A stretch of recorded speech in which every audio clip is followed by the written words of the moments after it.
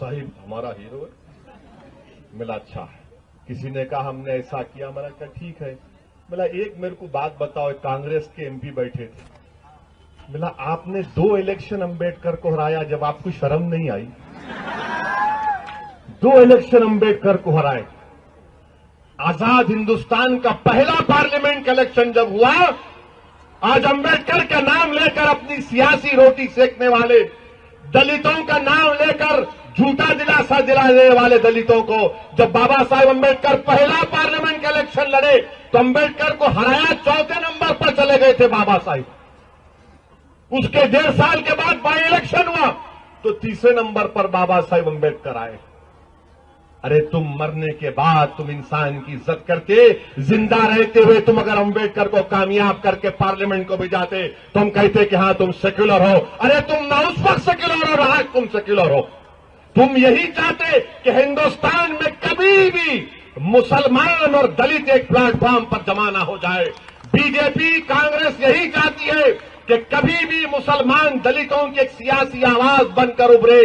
BJP Congress ये कभी नहीं चाहती कि मुसलमान दलितों का कोई लीडर खड़ा होकर इनकी आंखों में आंखें डालकर कहे कि मुझे मेरा हक चाहिए, मुझे इंसाफ करना पड़ेगा। आज आप देखिए कि बाबा साहिब को 2 इलेक्शन हराए पार्लियामेंट का, और आज बीजेपी के लोग बोलते uniform civil code, uniform civil code, uniform civil code. क्या कोई स्कूल का यूनिफॉर्म है पहनने का? Uniform civil code. Baba Saheb ने क्या कहा था कि यूनिफॉर्म सिविल कोड के बारे में कॉन्स्टिट्यूएंट असेंबली में दस्तूर जब बन रहा था, अंबेडकर ने कहा कि ये इस तरह से यूनिफॉर्म सिविल कोड नहीं ला सकते, इस तरह पर मुसलमानों पर मुसल्लत नहीं किया जा सकता।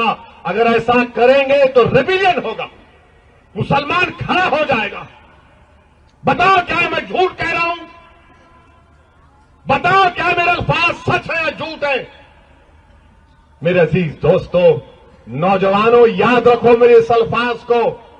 कल के दिन कहीं किसी चौराहे पर या कहीं किसी जगह पर बहस होगी यूनिफॉर्म सिविल कोड की, कहा तो कहना बाबा साहिब क्या कहे थे मालूम तुमको, उनका नाम लेकर बता देना।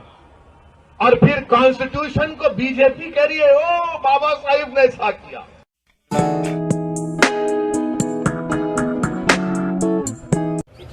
हम ये पूछना चाहते समाजवादी पार्टी से कि आप तो राम मनोहर लोहिया की दुहाई देते हैं, मैं भी मानता हूं कि बहुत बड़े लीडर थे, मगर मेरा मानना यह है कि राम मनोहर लोहिया,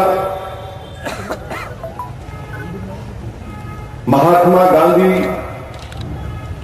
पंडित नेहरू, सरदार पटेल, इन तमाम से बड़ा लीडर, बल्कि इन तमाम का माई बाप बाबा साहेब अंबेडकर थे।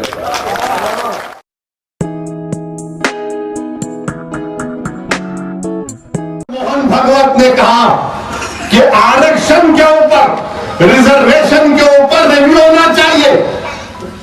जो रिजर्वेशन अंबेडकर ने दिया, जो रिजर्वेशन हिंदुस्तान की दस्तूर साज, कानून साज कॉन्स्टिट्यूएंट असेंबली ने दिया, आज आरएसएस के बोलते हैं कि इसको रिव्यू करना चाहिए। क्या आपके पास मोहन भागवत साहब अंबेडकर से ज्यादा दिमाग है? अंबेडकर गांधी से बड़ा लीडर था तो अंबेडकर के पास तुम्हारे से ज्यादा जहन था। अंबेडकर जैसा काबिल को सियासतदान हिंदुस्तान में अभी तक नहीं आया।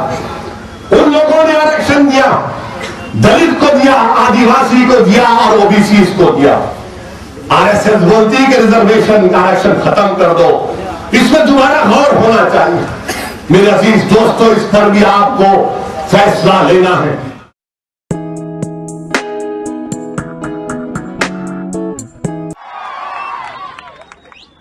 और अगर बाबा साहेब अंबेडकर इस कॉन्स्टिट्यूशन को नहीं बनाते, मैं जिम्मेदारी के साथ कह रहा हूं कि मुल्क हिंदू राष्ट्र बन जाता अब तक। अगर ये मुल्क हिंदू राष्ट्र अब तक नहीं बना तो उसमें बहुत बड़ा रोल बाबा साहेब अंबेडकर का है कि उन्होंने देख लिया था कि हिंदुस्तान का कॉन्स्टिट्यूशन को इस तरह से बनाना पड़ेगा, तभी जाकर ये मुल्क में दलित, आदिवासी, मुसलमान, ईसाई, कमजोर तबकात को उनका जायज मुकाम मिल सकता है। ये बात आपको याद रखना पड़ेगा। और क्या कहा था अंबेडकर ने? जब दस्तूर बन रहा था तो अंबेडकर ने कहा था कि मजहब में, किसी भी मजहब में भक्ति यानी मोहब्बत या पूजा जो होती है वो इंसान की रूह को जन्नत में लेकर जा सकती है, मगर सियासत में अगर किसी सियासी लीडर की आप भक्ति करेंगे तो मुल्क डिक्टेटरशिप की तरफ चला जाएगा। तो मैं पूछना चाह रहा हूं संघ परिवार के तमाम, शिवसेना, बीजेपी, ये कांग्रेस पार्टी की तरफ से, इनके पास क्या ओनली वन मैन, एक ही आदमी इनके पास, इसकी पूजा करते। इनके पास, उनके पास क्या है? एक ही आदमी को मानते। BJP, Shiv Sena, Congress, only one.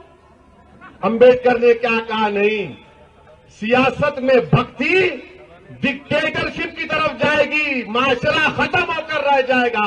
अरे जब अंबेडकर को इतना मान रहे तो अपने लोगों से कहो कि हमको मत मानो, कॉन्स्टिट्यूशन की पूजा करो या खुदा को मानो, जिस किसी खुदा को तुम मानते।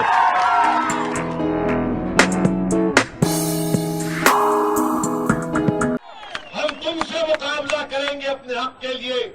हम बीजेपी, शिवसेना से नहीं डरेंगे कि इनके डर से उनके गोद में जाके बैठ जाए। मैं कोई मम्मी डैडी का बच्चा नहीं हूं। बच्चों को घर में बोलते देख बुढ़ा आ रहा तो बच्चा जाके बैठ जाता बाहर के गोद में। नहीं, अब हम भाग के किसी के गोद में नहीं बैठेंगे। अगर कोई डराएगा तो बोलेंगे बता कॉन्स्टिट्यूशन क्या है। हम जमहूरी अंदाज में अपनी लड़ाई को लड़ेंगे। वो लड़ाई जो बाबा साहब अम्बेडकर ने लड़ी थी, वो लड़ाई जो अम्बेडकर ने पैगाम किया था तमाम लोगों को।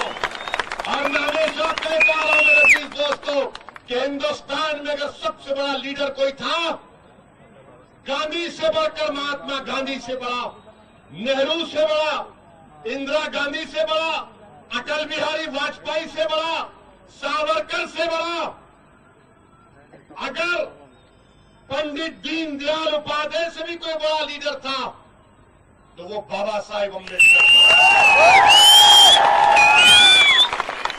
जिसने गरीब आवाम को, मजलूम आवाम को इंसाफ दिलाने के लिए, जो खुद जिंदा तो नहीं रहा मगर ऐसा पैगाम देकर गया।